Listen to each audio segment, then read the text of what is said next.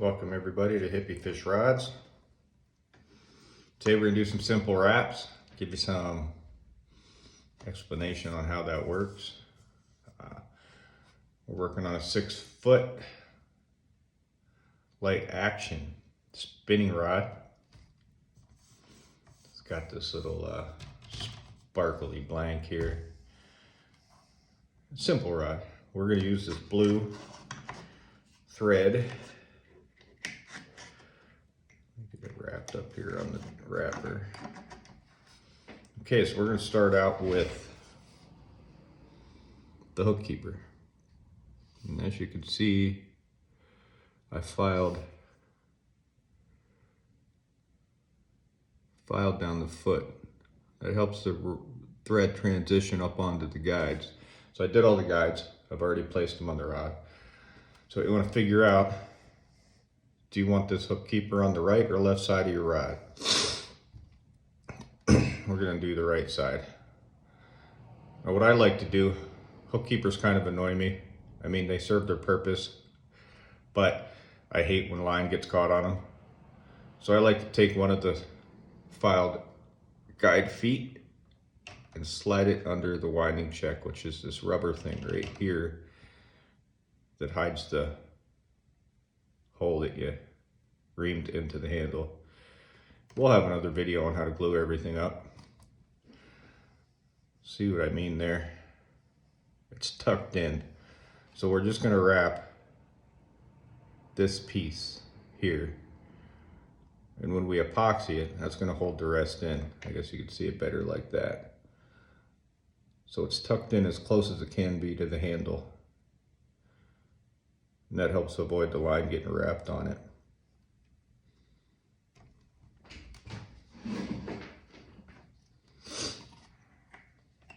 So we start out with quite a bit of a extra. I do 3 wraps right next to each other, going up the blank. 1, 2, 3. Let's see if I can show you that. 1, 2, 3.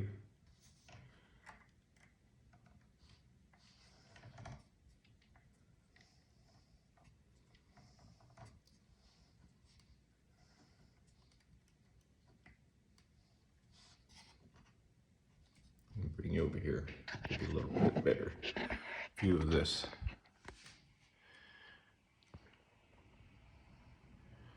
So we go 1, 2, 3, then we bring the line from the back side, the left side, over top of the 3 wraps to the right.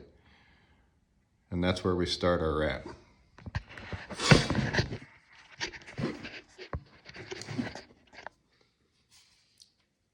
We'll spin it a couple times just to get it nice and tight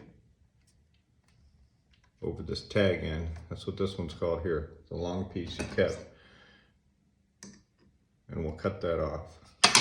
We're going to save this piece.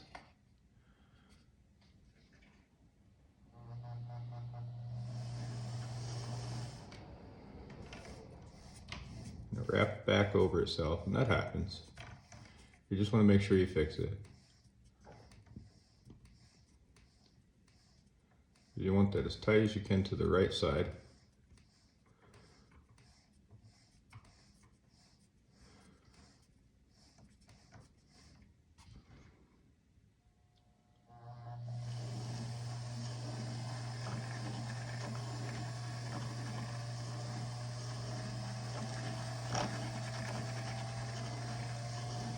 And you go as far as you think it looks nice.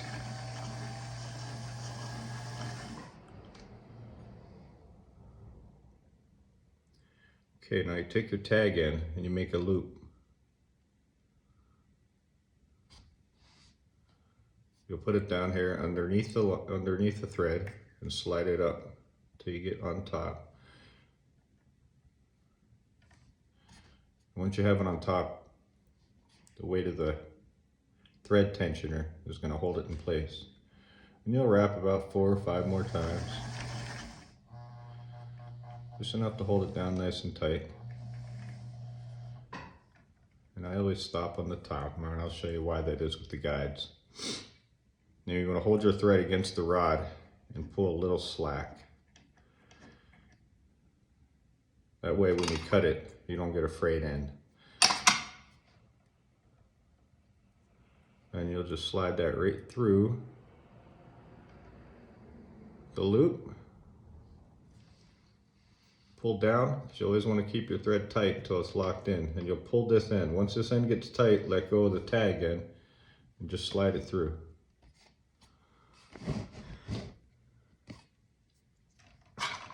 And that's it. That's your first wrap.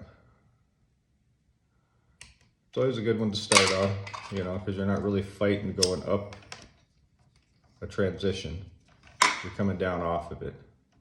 Now when you do the guide feet, you're going to be going up. It makes it a little trickier, but if you file your guide feet really nice, the transition should be smooth. Now this is your favorite tool. It's called a burnisher.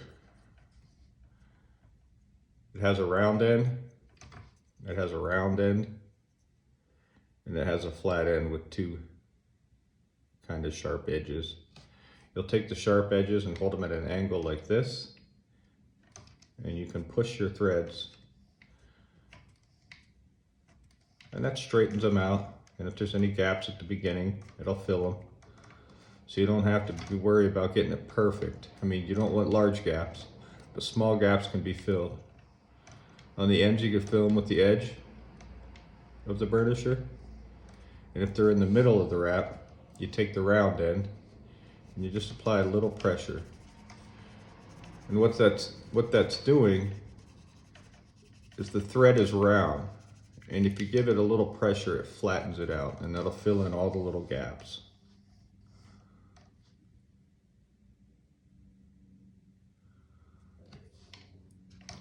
Now this is a multicolored thread, so those aren't gaps.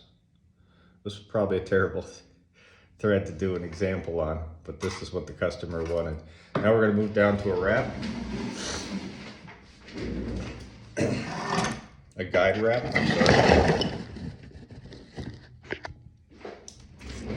I already marked out and taped my guides. I do it all, I mark them out and I tape them all down at once. And the reason for that is if you have the blank lined up on your wrapper and you lay out all your guides, tape them all to the blank at once, it's the best way to keep them straight, all on top of the blank, instead of trying to do them one at a time as you wrap. So once again, we're going to lay the thread where we want to start and wrap 3 times. 1, 2, 3. We're going to pull this over from the left to the right, just so it's laying on the side you want to roll with here.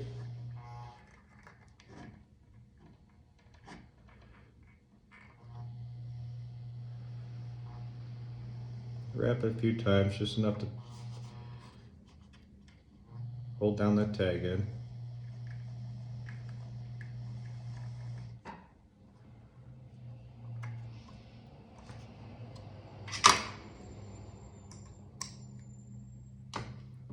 We cut and save the tag end and start wrapping to the right.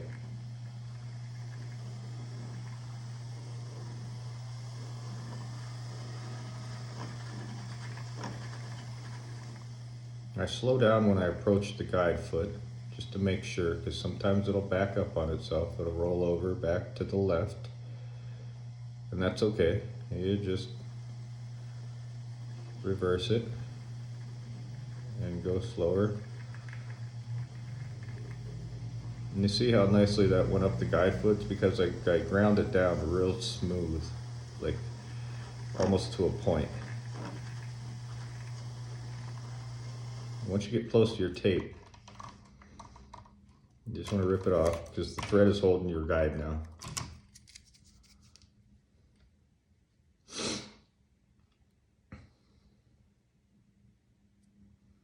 Once again, do a loop.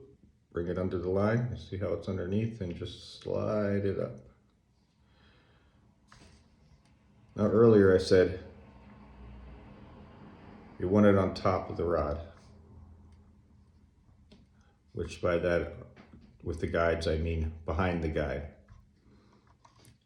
And the reason for that, and I'll show you when we get to the end here. So you just want to keep wrapping until you get to the spot where you want to stop your wrap.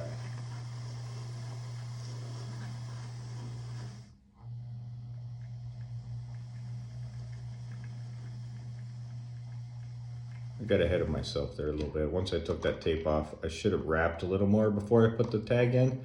You can see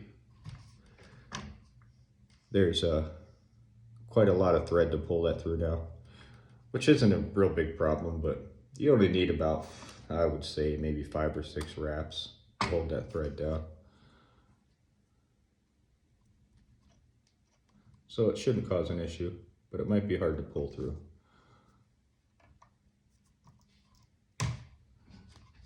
Like I said, it was hard to pull through. Now, if you ever break your, I guess it was a good example.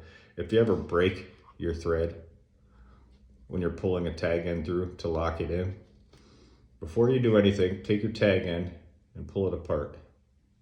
You see how that broke?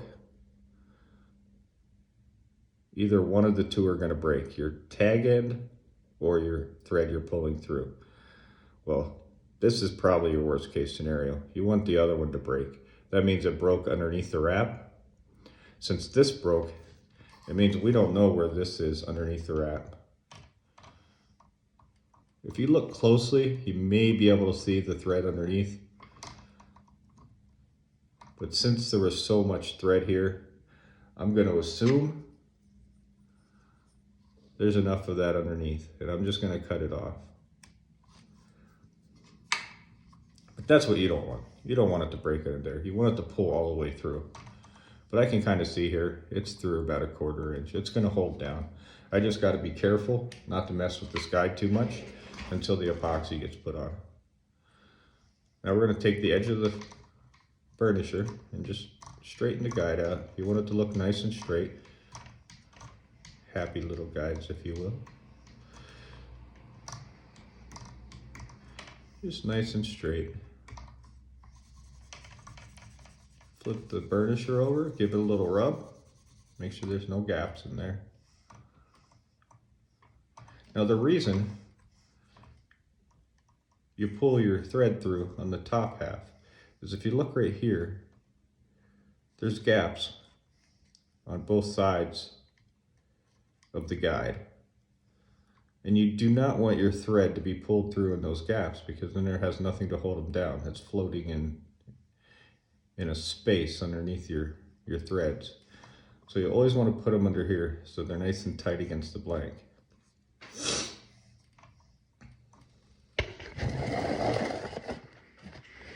if we can get a good angle on this one.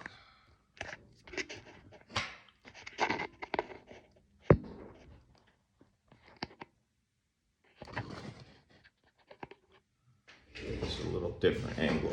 See what we can do.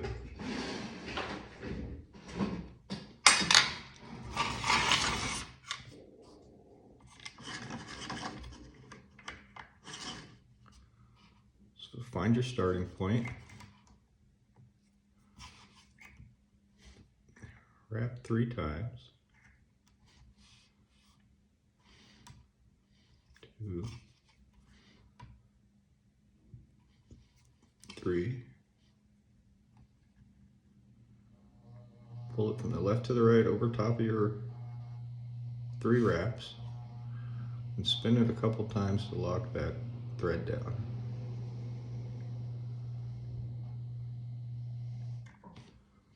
And we'll cut this tag end off. Now I use scissors to cut the tag end because we're going to be wrapping over top of it. Now when I cut the thread at the end where we're locking it in, I always use an X-Acto knife because it's going to be sticking out if you don't get a clean cut, which you could fix somewhat with a lighter, but it's not perfect. It'll leave a little ball where the thread melted.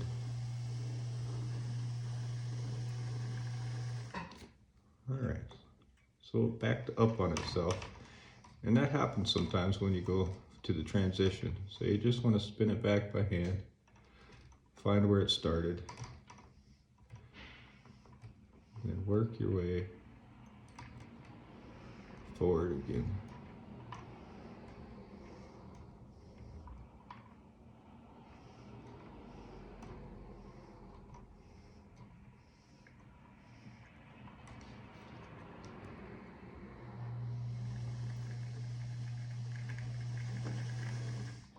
And it backed up again.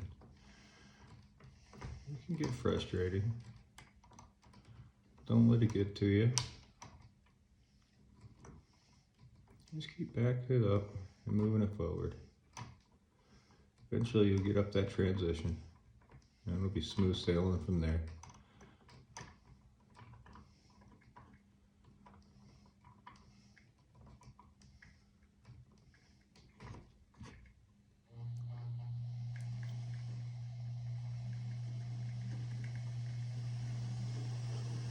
There it is, smooth sailing. Once you got part of your guide foot on there where it's nice and tight, wrapped, take your thread off. Now the mistake I made last time was to put the tag in through here. What you want to do is move forward a little bit.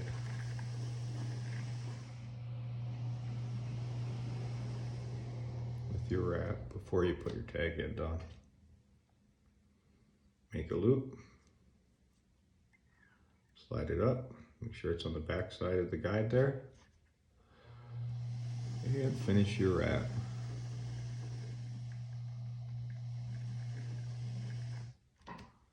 Make sure you hold your thread down like this so nothing comes loose. You pull a little slack so you don't have a frayed end. Slide it through the loop, and it doesn't matter which way you slide it. You can go from the bottom or the top. Hold tight, pull. Once your tag end is tight, let go of your thread and pull it through. So this is where you want to use your X-Acto knife. Pull your thread back toward the left. Apply a little pressure and just slide your knife. Now I got a little bit of a fray there, and you'll take your lighter and always use the blue part of the flame. The orange part will leave carbon on there, and just touch it real fast. Gone.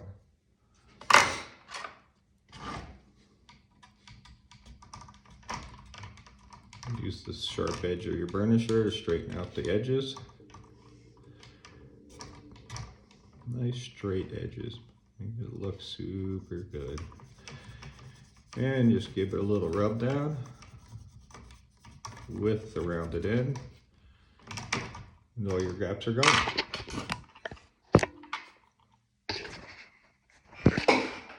I'm gonna go ahead and finish this up. I got a few more wraps to go. Get it shipped out to a customer. I appreciate you guys watching. I will be back another time for another video.